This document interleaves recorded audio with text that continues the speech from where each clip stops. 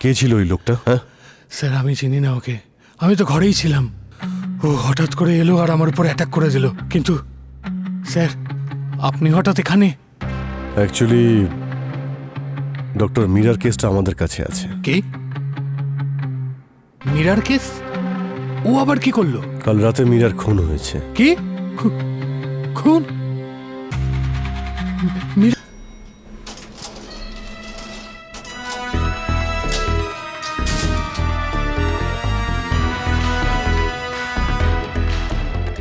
Main গেটই বন্ধ, এরকম তো কখনো হয় না। অ্যাপয়েন্টমেন্ট তো 10টার সময় দিয়েছিলেন। ডক্টর মীরা,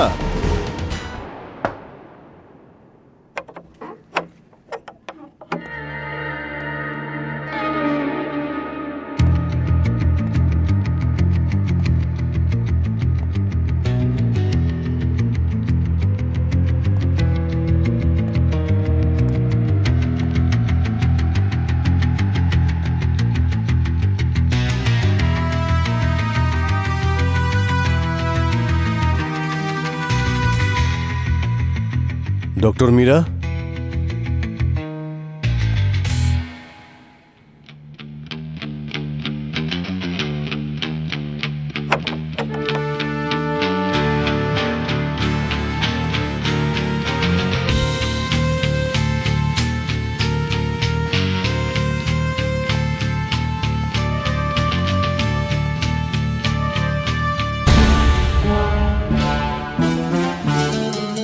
মাই গড,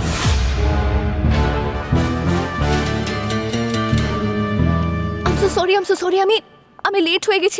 আসলে আমি ট্রাফিকে।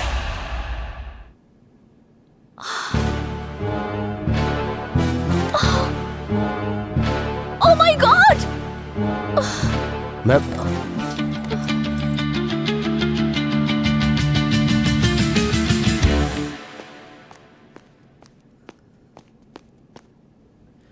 আমার ডেস্কে কে বসে রয়েছে? কেমন পালোয়ান মার কাছে হারা। পুরবি, বিউরোতে কি হচ্ছে এসব? কেউ সিনিয়রিটি ফলো করছে না নাকি? বাইরে থেকে কে আমার ডেস্কে এসে বসে রয়েছে? হ্যাঁ, গিয়ে দেখো, যাও। তুমি এভাবে? হ্যালো দাদা, কে আপনি? আরে সচিন স্যার, আপনি? স্যার স্যার আরে এই গুড নিউজটা তোমাদের সকলকে দেবার ছিল। সচিন নার্কোটিক থেকে ট্রান্সফার হয়ে আবার সিআইডিতে জয়েন করেছে আর আমাদের সাথে কাজ করবে। আরে congratulation sir. Thank you so much Pankaj. কিন্তু পঙ্কজ স্যার, আপনার খারাপ লাগেনি তো? আপনার চেয়ারে বসেছিলাম। আরে না না স্যার, চেয়ারে বসুন না, শুধু এই ট্র্যাঙ্কুলাইজার আর মারবেন না প্লিজ। আরে না না, এবার অন্য কিছু মারবো। হ্যাঁ, কি বললেন? স্যার, যে থেরাপিস্ট অন্যদের প্রবলেম শুনে সেটাকে সলভ করে, কে জানতো যে এতটা কষ্ট সহ্য করে ওনার এভাবে প্রাণ যাবে? সেটাই তো। আচ্ছা অভিজিৎ, তুমি কেন এসেছিলে ডক্টর মীরার কাছে? স্যার, ওই মাসে এক আধবার আসতে হয় স্যার, শ্রেয়া ইনসিস্ট করেন। ও, ওই আপনি তো জানেনই আমার অতীত, মাঝে মধ্যে স্ট্রেসে কেমন একটা হয়ে যায়। ডক্টর গার্গী, স্যার, ওটা একটু দেখাও তো। এটা হ্যাঁ হ্যাঁ, ওটাই। এটা দেখে মনে হচ্ছে খুবই অ্যান্টিক পিস। মনে হচ্ছে এটা দিয়ে মেরেছে ডক্টর মীরাকে। হ্যাঁ স্যার, কিন্তু মনে হচ্ছে প্রথমে ওনার মাথায় মারেনি। মারেনি? মাথায় মারেনি? তাহলে? স্যার, প্রথমে মেরেছে ওনার থুতনিতে। দেখুন, থুতনির ওপর? চোয়ালটা পুরো ভেঙে গেছে স্যার। মনে হচ্ছে কি প্রচন্ড ফোর্সে মেরেছে, একদম এক বক্সারের মতো। যদি ফোর্সেই মেরে থাকে তাহলে হয়তো ডক্টর মীরার ব্রেন ট্রমা সেটা নিতে পারেনি। ওই সময় হয়তো বডি কাজ করা বন্ধ করে দিয়েছিল। এক মিনিট গার্গী, 11টা 47, ঘড়ি বন্ধ 11:47-এ। 11:47? অভিজিৎ, হতে পারে এটাই ডক্টর মীরার মৃত্যুর সময়। ডক্টর মীরা যখন পড়ে যায় তখন ঘড়িটা ভেঙে যায়, আর সেই জন্য ঘড়িটা বন্ধ হয়। পোস্টমর্টম রিপোর্ট আসার পরে কনফার্ম হয়ে যাবে স্যার। স্যার এই আঙুলগুলো দেখেছেন পুরো ভেঙে গেছে। হ্যাঁ, স্যার মনে হচ্ছে খুনি এনাকে মারার পরে স্পেশালি ঘড়ি আর আঙুলগুলোকে টার্গেট করেছিল। কেন? Doctor Gargi, sir. ভালো করে ফিঙ্গারপ্রিন্টগুলো তোলো, হয়তো কিছু পাওয়া যেতে পারে। Yes sir. হ্যাঁ, স্যার খুনি আমাদের জন্য অন্তত জুতোর ছাপ ছেড়ে গেছে। সেটাই তো।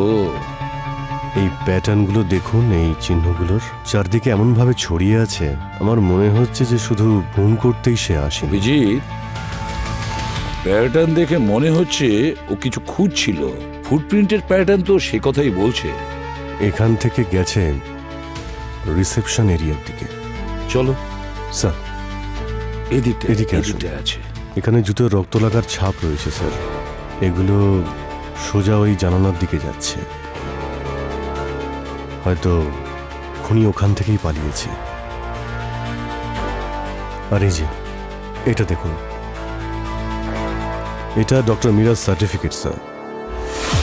এটাকে খুনি কি করেছে দেখুন, সার্টিফিকেটটাকে ছিঁড়ে দিয়েছে।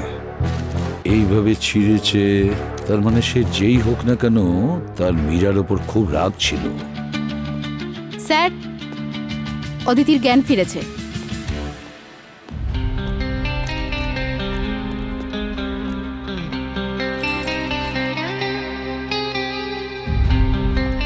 অদিতি, জল খাবে তুমি? না, আচ্ছা আপনি কে আর এখানে কি করতে এসেছেন? আমার নাম অদিতি স্যার। আমি আমি ডক্টর মীরার অ্যাসিস্ট্যান্ট। কিন্তু আমি তো আপনাকে আগে কখনো দেখিনি। আমি মাঝে মধ্যেই এখানে আসি চেক আপে। হ্যাঁ, আসলে আমি 2 সপ্তাহ আগেই জয়েন করেছি। কোনো আইডি নিশ্চয়ই আছে আপনার কাছে? হ্যাঁ,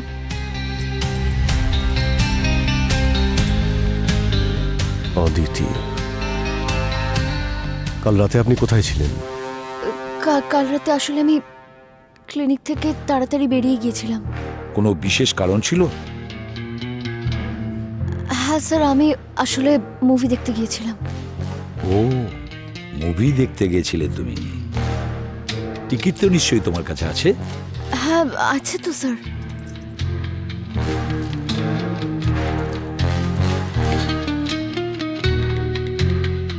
দিন।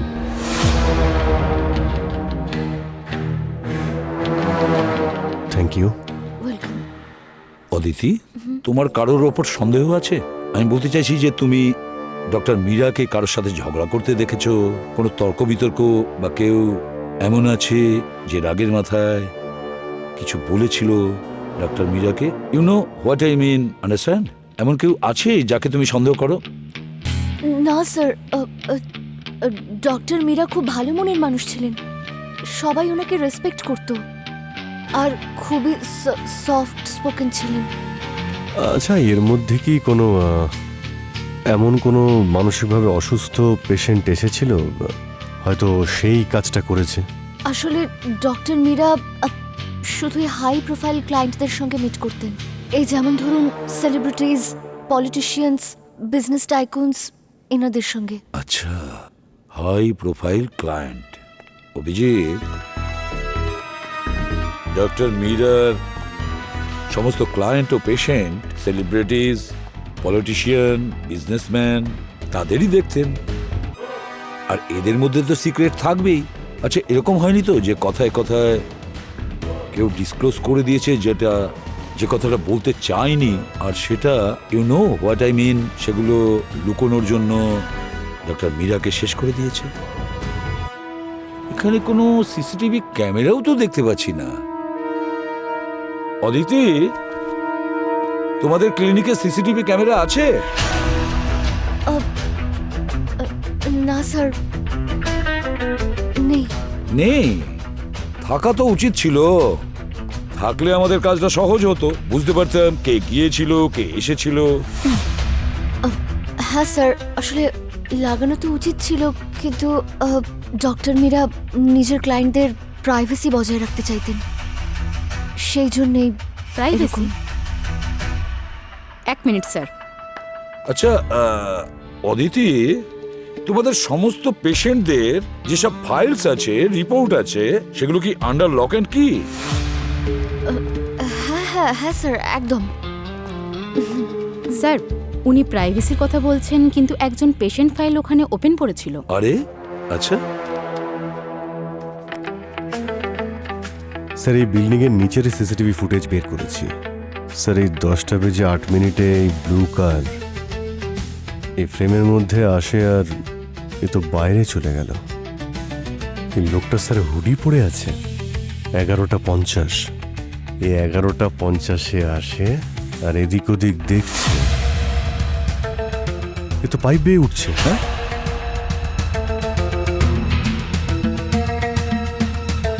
সেকেন্ড ফ্লোরে উঠে ক্লিনিকে যায়।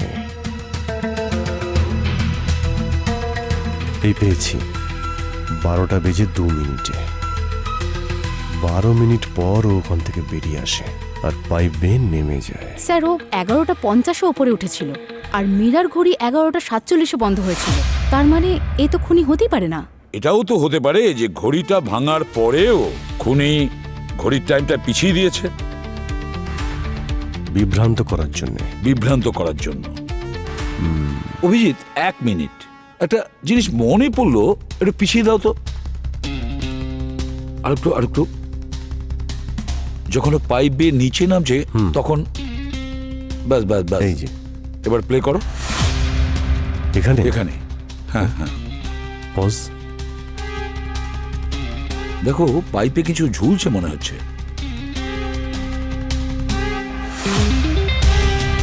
এই দেখো, এর পকেটে কিছু ছিল যেটা নামার সময় আটকে গেছে। এটা কি?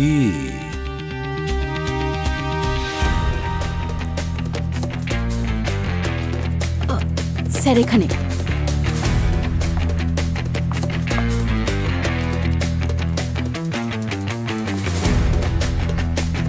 কোনো এমপ্লয়ের কার্ড বলে মনে হচ্ছে। Access card. NVSK Softec solution. যে এমপ্লয়ি কার্ডটা আমরা বিল্ডিংয়ের পাইপ থেকে পেয়েছি, চলো গিয়ে দেখি এটা কোন এমপ্লয়ির।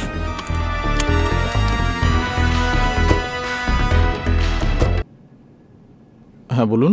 ম্যানেজার সাহেব, কিছু ইনফরমেশন চাই আমাদের। আপনার রিসেপশনিস্ট আমাদের বলল যে আমাদের প্রশ্নের উত্তর আপনিই দিতে পারবেন। বলুন, আমি আপনাদের কি সাহায্য করতে পারি? আপনাদের কোম্পানির কার্ড পেয়েছিলাম আমরা ক্রাইম সিনে, তাই মনে হলো আপনার সাথে কথা বলা উচিত।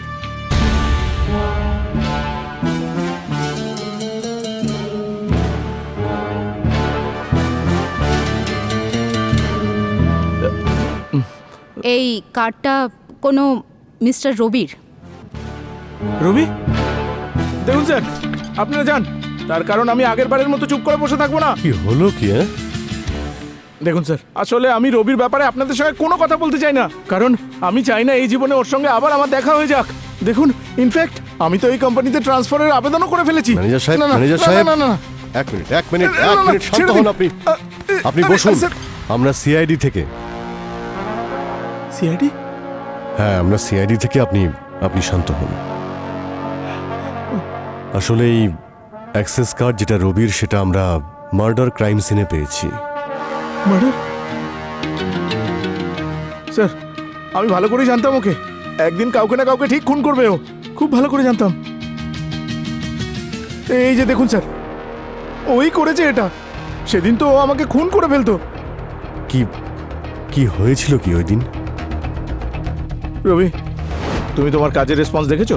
দেখো রবি, তুমি অফিসের একজন ভালো এমপ্লয়ি ছিলে, তাই তোমাকে আমি দ্বিতীয়বার এখানে ডেকেছি। আমি তোমার বিরুদ্ধে সমস্ত অভিযোগ ইগনোর করেছি, কিন্তু আর নয়। দেখো, এর প্রভাব এখন তোমার কাজের উপরেও পড়ছে, কিন্তু আর নয়। I am sorry. এবার থেকে তোমার আর কোনো কমপ্লেনকেই আমি সাপোর্ট করতে পারবো না। আর এই রিপোর্ট ভালো করে দেখো। এই কাজ করবে তুমি? আমাকে নয়, ফাইলটা দেখো।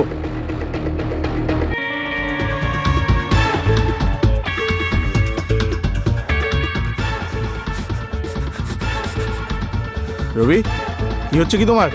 রবি,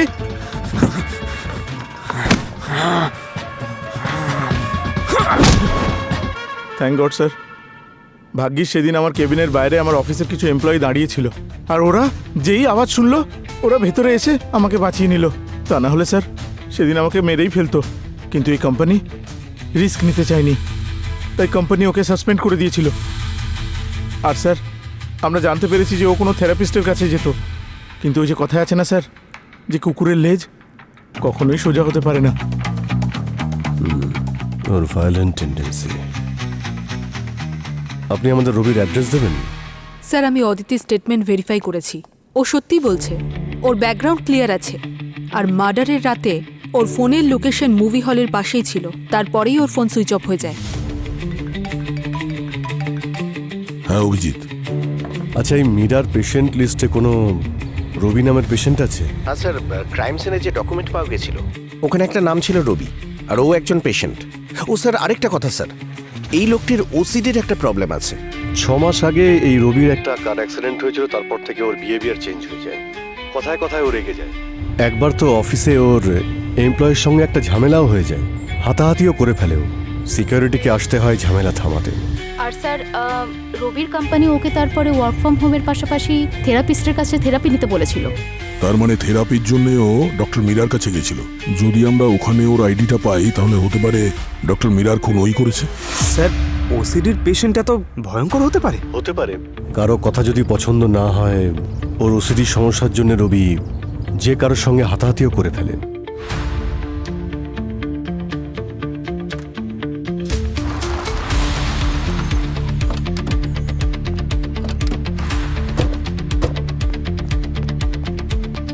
স্যার রবির ওসিডি থাকায় ওর মেন্টাল সিচুয়েশন এমন না হয় যে ও আমাদের উপরেই অ্যাটাক করে বসলো। না, ওসিডির পেশেন্ট এতটাও ভয়ঙ্কর হয় না অবনী, তুমি যতটা ভাবছো। দেখো, ওদের সঙ্গে ভালোভাবে কথা বললে আর ভালোবাসা দিলে ওরা খুব তাড়াতাড়ি সুস্থ হয়ে যায়।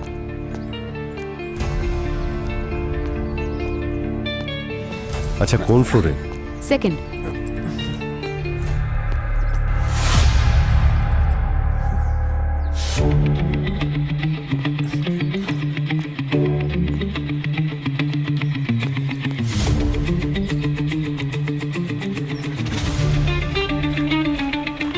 রবি, CID? No no no no no no no no no.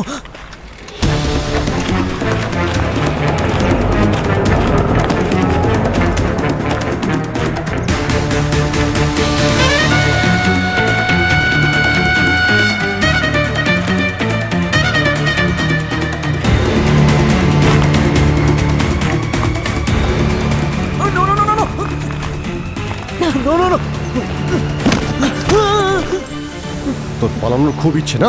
O my God, oh my God, oh my God. সব নাটক জেলে গিয়ে করবি, বুঝেছিস? আরে রবি, এই, কি হচ্ছে রবি?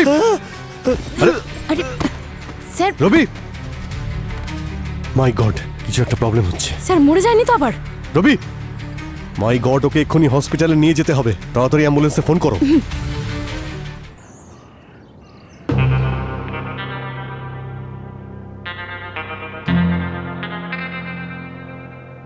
স্যার এখনো পর্যন্ত তো জ্ঞান ফেরেনি, ডক্টর ভেতরেই আছেন, ঠিক হয়ে যাবে তো স্যার?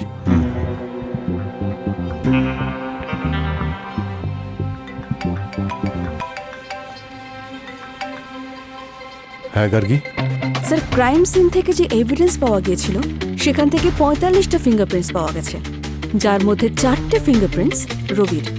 রবির? ইয়েস স্যার, একদম কনফার্ম। আর ক্রাইম সিন থেকে যে রক্তমাখা জুতোর ছাপ পাওয়া গেছে সেটাও রবিরই। Okay, thank you Gargi, thank you very much. ওর ফিঙ্গারপ্রিন্ট তো ম্যাচ করে গেছে ক্রাইম সিনের ফিঙ্গারপ্রিন্টের সঙ্গে। এখন শুধু ওর জ্ঞান ফেরাটার অপেক্ষা। কাল রাতের গল্প ওই আমাদের বলতে পারবে। দেখুন, এখন তো আমিও প্রাণ বাঁচাতে পেরেছি, কিন্তু আপনাদের কাছে রিকোয়েস্ট, ওকে খুব বেশি চাপ দেবেন না, না হলে আবার ওর প্যানিক অ্যাটাক হতে পারে। আপনারা ওর সঙ্গে কথা বলতে পারেন। ঠিক আছে, আমরা এটার খেয়াল রাখব। এই যে এখানটা সাইন করবেন। ঠিক আছে। দেখো রবি, ব্যাপারটা হয়েছে, ক্রাইম সিনে তোমার জুতোর চিহ্ন আমরা পেয়েছি। সিসিটিভিতে আমরা মিরার বিল্ডিংয়ে তোমাকে পাইপ বেয়ে উঠতে দেখেছি। তাই আমাদের কাছে কিছু লুকোবে না। দেখো, মিথ্যে বলার কোনো জায়গাই কিন্তু নেই। বলো, ডক্টর মীরাকে তুমি কেন মেরেছো? না,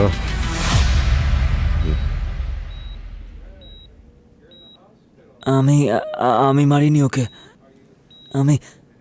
আমি ডক্টর মীরাকে মারিনি।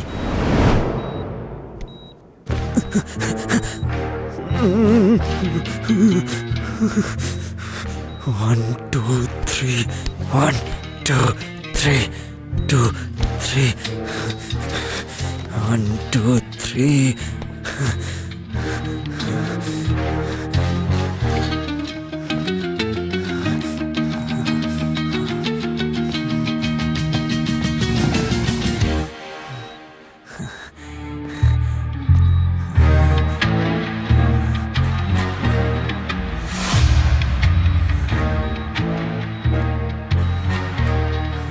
ঠিক আছে, এবার বলো। হয়তো আমি ডক্টর মীরার ক্লিনিকে গিয়েছিলাম, কিন্তু আমি ওকে মারিনি। ও আমার ট্রিটমেন্ট করবে না বলেছিল স্যার। বলছিল যে আমার মেডিসিনের কোনো প্রয়োজন নেই, মেডিসিন তাই দিচ্ছিল না। এই ডক্টর মীরা এই অন্ধকারে কেন বসে আছেন? রবি, তোমার ওসিডি আছে। এটা এমন একটা মেন্টাল হেলথ কন্ডিশন যেখানে তোমার ব্রেন সমস্ত কিছু নিজের কন্ট্রোলে রাখতে চায়। ব্রেনের জন্য সমস্ত জিনিস সঠিকভাবে সঠিক জায়গায় রাখা কিংবা সমস্ত কাজ সঠিকভাবে করা, এটা একটা অবসেশন এবং কম্পালশন হয়ে যায়। এই অন্ধকার তোমার কাছ থেকে ডিস্ট্রাকশন দূর করার একটা উপায়, যাতে তুমি এখানকার কোনো জিনিস দেখে ডিস্ট্রাকশন বা ট্রিগার না হয়ে যাও। দেখুন দেখুন, এইসব ফালতু কথা, ঠিক আছে? আমাকে যদি সাহায্য করতে চান এইসব বাজে কথা একদম বলবেন না, ঠিক আছে? আমি এইসব পছন্দ করি না। আমাকে আমার মেডিসিনটা দিন। রবি, তোমার মেডিসিন ছাড়া নিজের ব্রেনের ওপরে কন্ট্রোল রাখা শিখতে হবে, তাতেই তুমি সুস্থ হবে। মেডিসিনের প্রয়োজন নেই।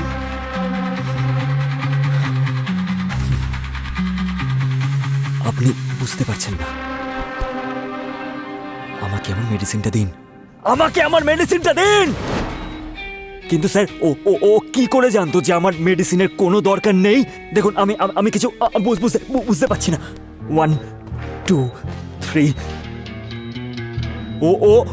ও এগুলো কি করে বলতে পারে? এগুলো তো আমি জানি, তাই আমি বলবো, তাই না?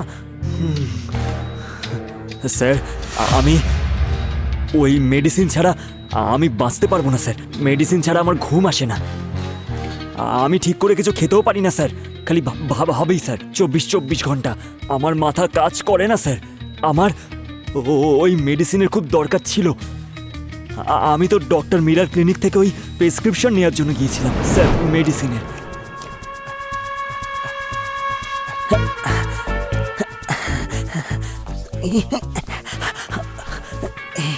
কোথায় আছে? কোথায় কোথায় কোথায় কোথায় কোথায়?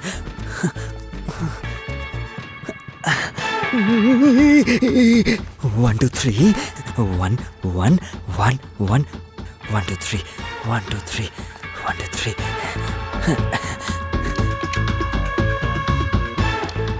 স্ট্রেট স্ট্রেট স্ট্রেট, সোজা হ। Straight straight straight straight straight straight straight straight straight straight, সোজা হ সোজা হ। না না না না না স্যার, আমি তো ওকে ছুঁইও নি স্যার। আমি যখন ভেতরে ঢুকলাম তখন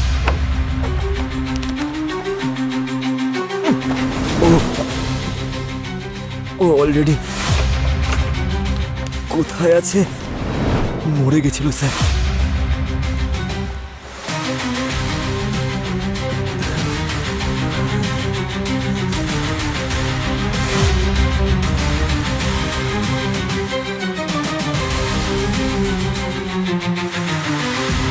স্যার আমার তো মনে হচ্ছে ওর যে অবস্থা, খুনের পর সব ভুলে গেছে। দেখো রবি, এখনো যদি কিছু বলতে চাও বলতে পারো, কিছু লুকিও না। আমরা কোর্টে অ্যাপিল করব যে তোমাকে জেলে নয়, কোনো স্পেশাল কেয়ার ইউনিটে যেন রাখা হয়, তোমার জন্য ভালো মতো চিকিৎসা হয়। দেখো রবি, আরে রবি, রবি, স্যার স্যার স্যার আপনারা এসব কি করছেন? আপনারা প্লিজ যান, ওনার এখন রেস্টের প্রয়োজন, প্লিজ। ওকে।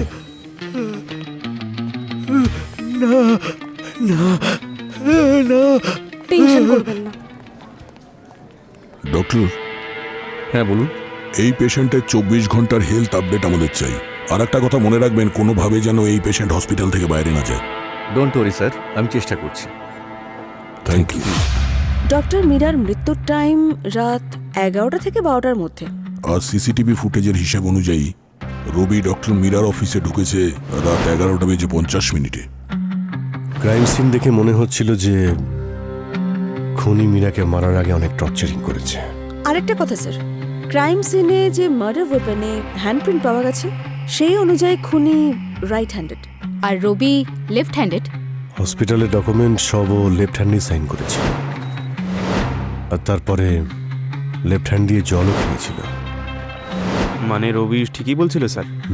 ডক্টর গার্গি, আর কিছু পাওয়া গেছে? Yes sir.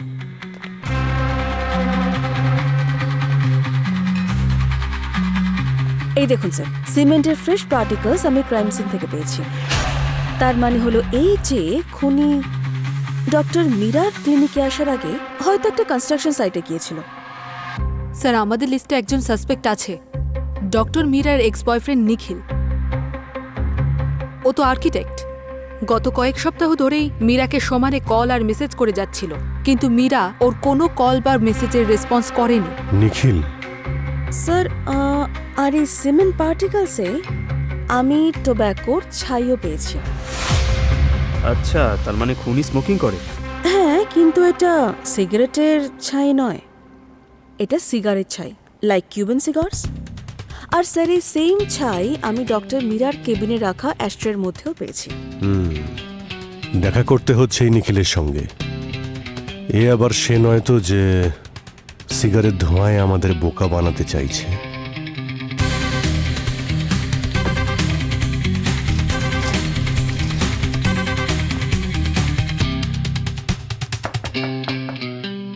নিখিল,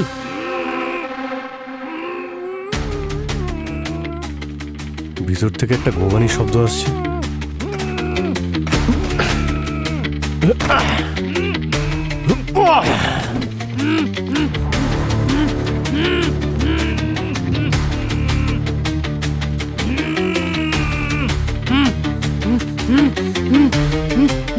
নিখিল, নিখিল, ও পালিয়ে যাচ্ছে স্যার। এই দাঁড়া। অবনী, ধরো ওকে। Yes sir. নিখিল, নিখিল, নিখিল।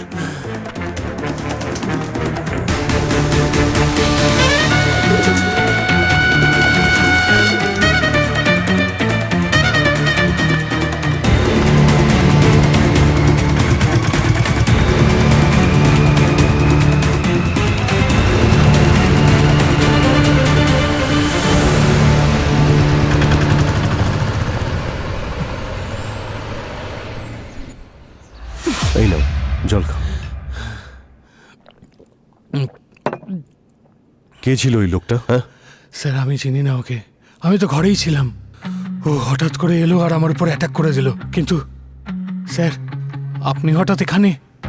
অ্যাকচুয়ালি ডক্টর মীরার কেসটা আমাদের কাছে আছে। কি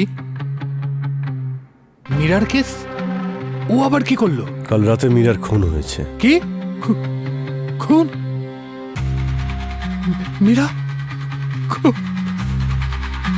কাল রাতে তুমি কোথায় ছিলে নিখিল? স্যার আমি সিঙ্গাপুরে ছিলাম। সিঙ্গাপুর? স্যার একটা ফাংশন অ্যাটেন্ড করতে গেছিলাম। স্যার আমি আমি আমি জাস্ট এক্ষুনি ফিরেছি। স্যার স্যার স্যার এই দেখুন আমার ফ্লাইট আর হোটেলের টিকিট। স্যার এতে ফাংশনেরও ফটো আছে। স্যার ও তো পালিয়ে গেছে। কিন্তু ওর ফোন পেয়ে গেছি। গুড।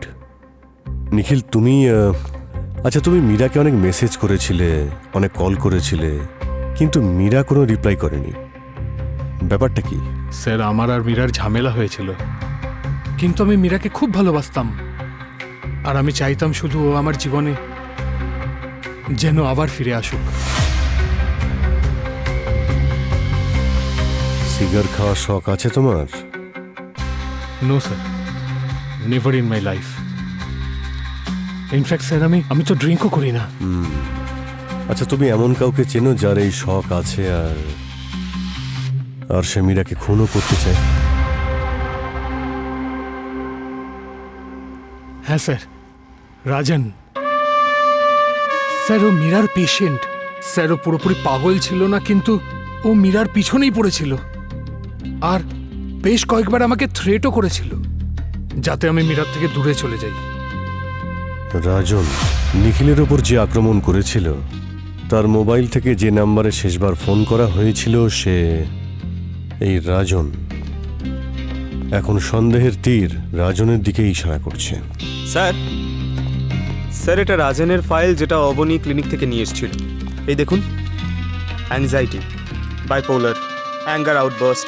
স্যার, এই রাজন একজন রিয়েল এস্টেট এজেন্ট, আর ওর ওপর অনেক কোর্ট কেসেস আছে, কিছু আন্ডারওয়ার্ল্ড কানেকশনের জন্য আর কিছু শেরি বিজনেস ডিলের জন্য। স্যার, যদি এই রাজন রিয়েল এস্টেটে থেকে থাকে, ক্রাইম সিনে যে সিমেন্টের পার্টিকেলস পাওয়া গেছে তার সাথে ওর কানেকশন থাকতেই পারে। হ্যাঁ স্যার, আমিও অদিতির সাথে কথা বলেছিলাম। ও বলছিল যে রাজন থেরাপি সেশনের সময় ও নাকি ডক্টর মীরার উপরে ভীষণ রেগে গেছিল একবার, এতটাই যে ও ডক্টর মীরাকে ক্লিনিকের কোনো জিনিস ছুঁড়ে মেরেছিল। সারা সপ্তাহে আমি শুধু এই সময়টার জন্য অপেক্ষা করে থাকি। হতে পারে যে এটা শুধু পেশেন্ট সেশন, কিন্তু এখানে এসে যে শান্তিটা পাই, ওটা আমি কোথাও পাই না।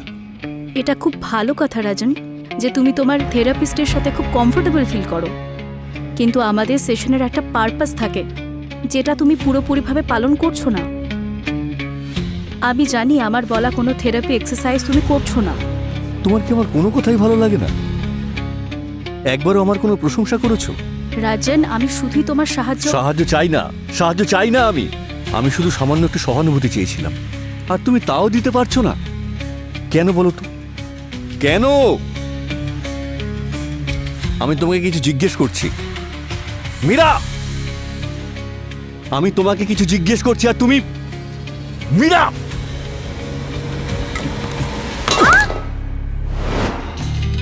আচ্ছা, ইন্টারনেটে একবার রাজনের প্রোফাইলটা চেক করো তো। এটা রাজনের প্রোফাইল স্যার। রাজনের ব্লু কার? আরে এটা তো ডক্টর মীরার ওখানে যে সিসিটিভি ফুটেজ দেখেছিলাম, সেখানে এই গাড়িটাই দেখেছিলাম। সিসিটিভি ফুটেজটা দেখাও তো। এই যে ইয়েস স্যার। তার মানে কাল রাত্রেই রাজন ডক্টর মীরার ক্লিনিকে গিয়েছিল।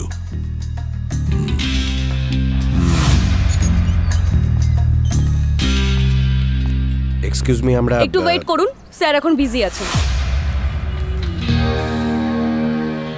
সিআইডি স্যার, মিস্টার রাজন এখন মিটিংয়ে আছেন। আপনার কাছে কোনো অ্যাপয়েন্টমেন্ট আছে? অ্যাপয়েন্টমেন্ট নেই, অ্যারেস্ট ওয়ারেন্ট দেখাতে পারি। স্যার, ইয়েস মিস্টার বাজাজ, আপনি এসব নিয়ে চিন্তা করবেন না, আমি দেখছি। I'll call you later. Yes mister Rajan, কাল রাতে ডক্টর মীরা খুন হয়েছেন। কি বলছেন কি? এবার এটা বলুন, যখন ডক্টর মীরা খুন হন ওই সময় কোথায় ছিলেন আর কি করছিলেন? মীরা, এক মিনিট। কাল রাতে আমি পার্টি করছিলাম।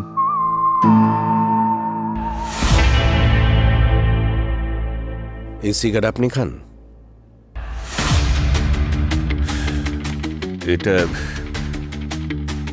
এটা মীরাই আমাকে দিয়েছিল। যদি আপনি কালকে পার্টি করছিলেন, তাহলে আপনার গাড়ি মীরার ক্লিনিকের সামনে কি করছিল? দেখি। হ্যাঁ, গাড়িটা তো আমারই, কিন্তু আমি ওখানে ছিলাম না। এক মিনিট। আপনাদের কি মনে হয় আমি মীরাকে কিভাবে কষ্ট দিতে পারি? আমি মীরাকে ভালোবাসতাম। মীরাকে ভালোবাসতেন।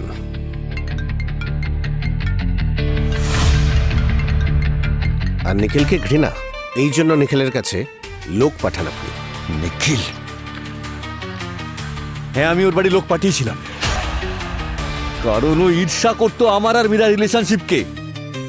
আমার আর মীরা রিলেশনশিপ প্রথম দিকে ডাক্তার আর রুগীরই ছিল, কিন্তু ধীরে ধীরে আমাদের সম্পর্ক গভীর হলো। কিন্তু নিখিলের গল্প তো অন্য কিছু বলছে। মিথ্যে কথা বলছে ও। আর মীরাকে ও সন্দেহ করত।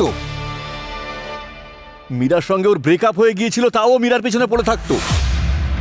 সকাল সন্ধে সবসময় কল মেসেজ। আর যখন আমি মীরাকে প্রপোজ করি, ও সেটা তখন অ্যাকসেপ্ট করেছিল। সেটাও সহ্য করতে পারেনি। সেটা সহ্য করতে পারেনি বলে ও আমাকে এভাবে ফাঁসাতে চাইছে। আপনি এই সব কিছু যে বলছেন, কোনো প্রমাণ আছে আপনার কাছে? এক মিনিট। একটা পার্সোনাল ট্রিপে গিয়েছিলাম আমি মীরার সঙ্গে, তখনকার ছবি এগুলো।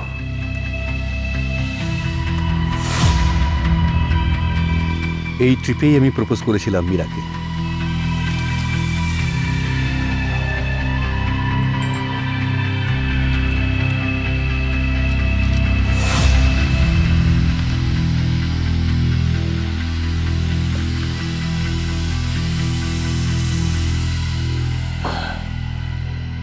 আসলে আমার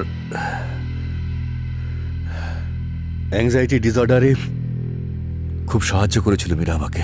আর হ্যাঁ, এই অ্যাংজাইটি ডিসঅর্ডারের কারণেই আপনি মীরার সাথে ঝগড়াঝাটি করতেন আর গায়ে হাত তুলতেন, রাইট? এসব আপনাকে কে বলেছে? ডক্টর মীরার assistant Aditi.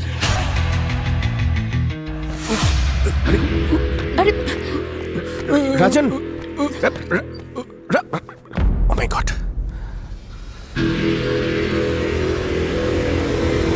he's dead. God.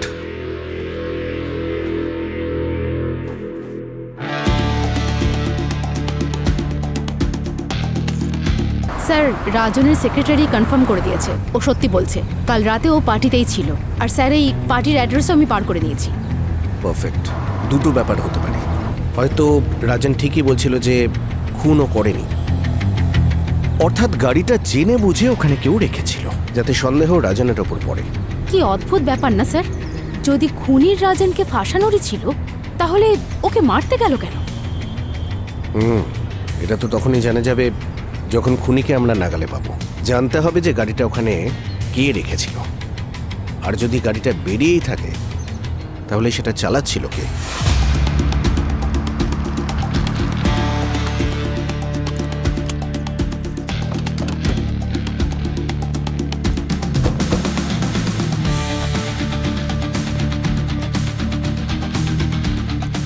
এই গাড়ি কি এখান থেকে কোথাও গিয়েছিল কালকে? না স্যার, এই গাড়িটা তো সারা রাত এখানেই ছিল। আই মিন, রাজন স্যার নিয়ে এসেছিলেন আর উনিই নিয়ে চলে গিয়েছিলেন। আচ্ছা, এমনিতেও রাস্তার সিসিটিভি দেখে আমরা বুঝতে পারবো, কিন্তু তুমি যদি আমাদের সময় নষ্ট করো না, তাহলে খুনের দায়ে জেলে পাঠাবো, বুঝেছো? এখন বলো। না না স্যার, আমি কিচ্ছু করিনি। আমাদের স্টাফদের মধ্যে রনি নামে একটা ছেলে আছে, ও এই গাড়িটাকে নিয়ে কোথাও গিয়েছিল, আর রাজন স্যার ফিরে আসার আগে ওই গাড়িটাকে পার্কিংয়ে এসে রেখেছিল। ক্লায়েন্টের গাড়ি নিয়ে কোথায় গেছিলিস? আরে দাদা, কোথায় পাওয়া যাবে রনিকে? ওকে জব থেকে বের করে দেওয়ার আগেই স্যারও পালিয়ে যায়। অ্যাড্রেস দাও ওর।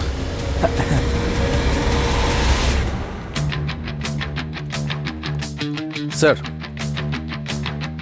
স্যার ওই রনির বাড়িতে তো তালা লাগানো, মনে হয় পালিয়ে গেছে। যেই ডক্টর মীরাকে খুন করেছে খুব সুচতুরভাবে প্ল্যান করে খুন করেছে। সিগারেট ছাই, সিমেন্টের পার্টিকলস, হোটেলের কার পার্কিং থেকে কারকে নিয়ে যাওয়া, আর সিসিটিভিতে ওই কারের উপস্থিতিটা ভালো করে বোঝানো। মানে খুব ভেবেচিন্তে রাজন আর নিখিলকে ফাঁসানোর জন্য এই সমস্ত প্ল্যানগুলো করা হয়েছিল।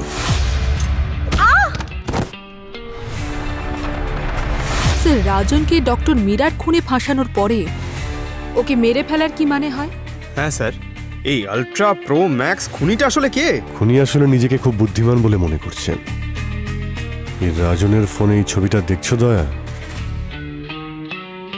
খুনি কোনো না কোনো ভুল তো করেই ফেলে, সে যতই চালাক হোক না কেন।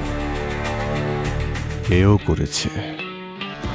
মোবাইল লোকেশনও ট্র্যাক হচ্ছে স্যার। মনে হয় আমাদের সাসপেক্ট পালানোর চেষ্টা করছে। এই মোবাইল লোকেশন এখন বোরেবালি হাইওয়ের পাশে দেখাচ্ছে। বোরেবালি হাইওয়ের পাশে ওখানে একটা বাস ডিপো আছে, যেখান থেকে আউট স্টেশনের বাসগুলো বেরোয়। যদি ওখান থেকে পালিয়ে যায় তো বস খুঁজে পাওয়া মুশকিল হয়ে যাবে। খুন করে পালিয়ে যাওয়ার চক্করে আছে। এত বড় একটা প্ল্যান করে অন্যের উপর দোষ তো চাপিয়ে দিয়েছে, কিন্তু নিজের জিপিএসটা অফ করতে ভুলে গেছে। আর কতক্ষণ লাগবে? প্রায় পৌঁছে গেছি।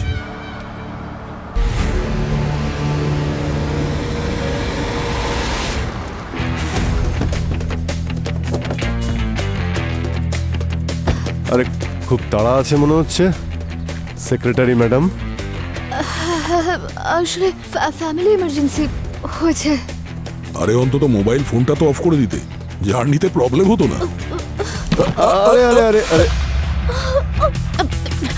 ব্যাস ব্যাস ব্যাস, কোথায় পালাবেন?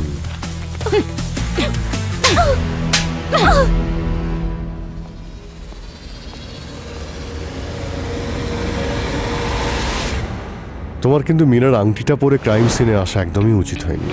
রাজনের ফোনে আমরা একটা ফটোতে দেখেছি মীরা ওই আংটিটাই পরেছিল। ডক্টর মীরাকে তুমি কেন মেরেছো? কারণ ও আমার জীবন নষ্ট করে দিয়েছিল। আমার আর অর্জুনের ম্যারিড লাইফ ঠিকঠাক চলছিল না। কেউ কেউ বলেছিল থেরাপিস্টকে দেখাতে। অর্জুন ডক্টর মীরার ক্লিনিকে যেতে শুরু করলো, আর সেখানে ওই ডক্টর মীরা অর্জুনের কানে আমার নামে বিষ ঢালতে শুরু করে। আমি আর সহ্য করতে পারছি না। প্রতিদিন ঝামেলা, প্রত্যেক কথায় শুধু ঝগড়া। অর্জুন, কিন্তু তুমি কি অদিতির কোনো কথা ডিফেন্স ছাড়া একবারও কখনো ভেবে দেখেছো? ওই একটাই তো কাজ আমি করে যাই প্রত্যেকদিন। প্রত্যেকদিন শুধু ওই বলে যায়, আর আমি শুধু শুনতেই থাকি। ওর সাথে কাটানো একটা মুহূর্তও আমার ভালো যায় না। আমি যে কাজই করি না কেন ওর পছন্দই হয় না। প্রত্যেক কাজেই খুঁত বের করে। ডক্টর, আমি এই স্ট্রেসে আর থাকতে পারবো না। তাই আমি একটা ডিসিশন নিয়েছি, আর ওই ডিসিশন নেওয়ার ক্ষেত্রে আপনি আমায় সাহায্য করেছেন। আমি অতিথির সাথে সম্পর্কটা সম্পূর্ণ শেষ করে দেবো ভেবেছি। আর সহ্য করতে পারছি না আমি। নিজেকে সামলাও অর্জুন, এটা কোনো পদ্ধতি নয়। হয়তো কোনো অন্য রাস্তা আছে। না ডক্টর, আর কোনো রাস্তা নেই। আর তারপর এক রাতে অর্জুন বাড়ি ফিরল, আর ও আমাকে বলল আমাদের দুজনকে সেপারেট হয়ে যেতে হবে অদিতি। এটাই আমাদের জন্য বেটার অপশন। আমি তোমাকে ডিভোর্স পেপার পাঠিয়ে দেবো, তুমি নিজের খেয়াল রেখো। অর্জুন, অদিতি অর্জুন, ছাড়ো প্লিজ। প্লিজ আমাকে ছেড়ে অদিতি! যেও না অর্জুন। অর্জুন,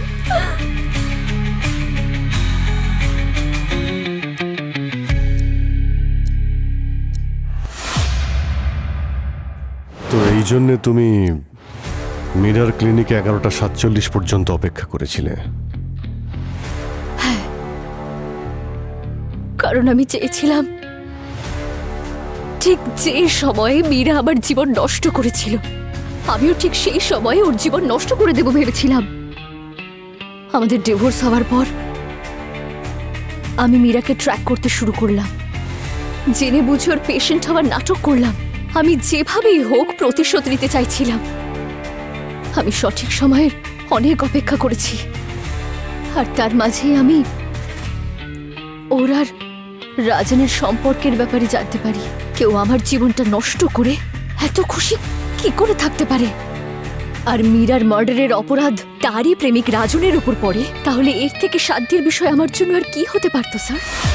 আর ওই রাজনের মাথা তো সব সময় আগুন হয়ে থাকতো, কোনো কারণ ছাড়াই রেগে যেত। ওকে বোকা বানানো আমার জন্য খুব সহজ ছিল। তারপর আমি নিজের প্ল্যান এক্সিকিউট করতে শুরু করলাম। সবার আগে আমি মুভির টিকিট কিনলাম, আর নিজের একজন বন্ধুকে নিজের ফোনটা দিয়ে মুভি দেখতে পাঠিয়ে দিলাম।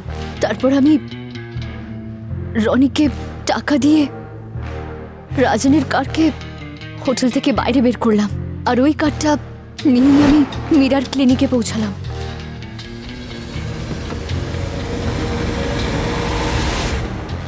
আমি বিল্ডিংয়ের সবকিছু খুব ভালোভাবে চিনতাম, সেজন্যই আমি পেছনের দরজা দিয়ে ভেতরে ঢুকলাম, যাতে আমাকে সিসিটিভিতে না দেখা যায়। কাম কাম ইন।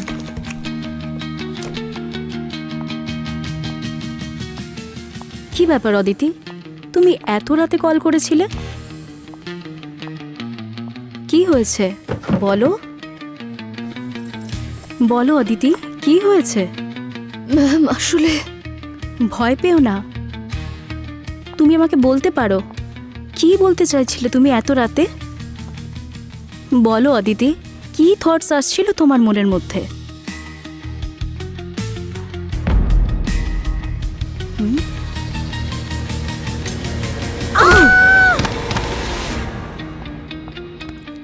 এটা আমার বিয়ে নষ্ট করার জন্য, এটা আমার অর্জুনকে আমার থেকে কেড়ে নেওয়ার জন্য। তুই আমার জীবনটা নষ্ট করে দিয়েছিস। আমিও তোর থেকে সবকিছু কেড়ে নিলাম, তোর জীবনটাই কেড়ে নিলাম। কেমন লাগছে দেখ মীরা।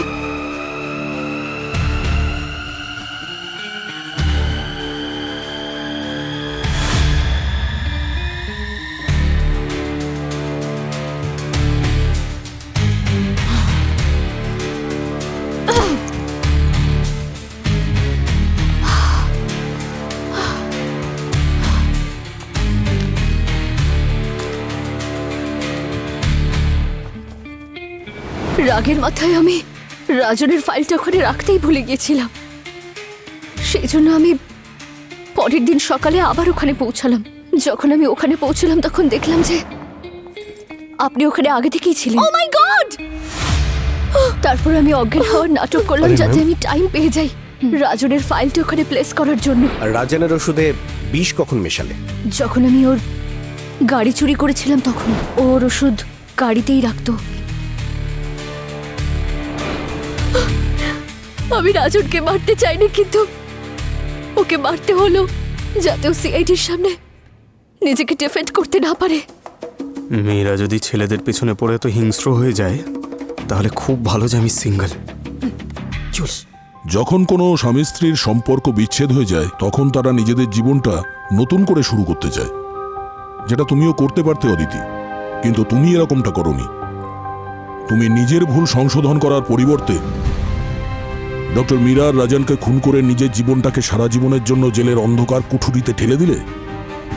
কি পেলে তুমি? নিয়ে যাও ওকে।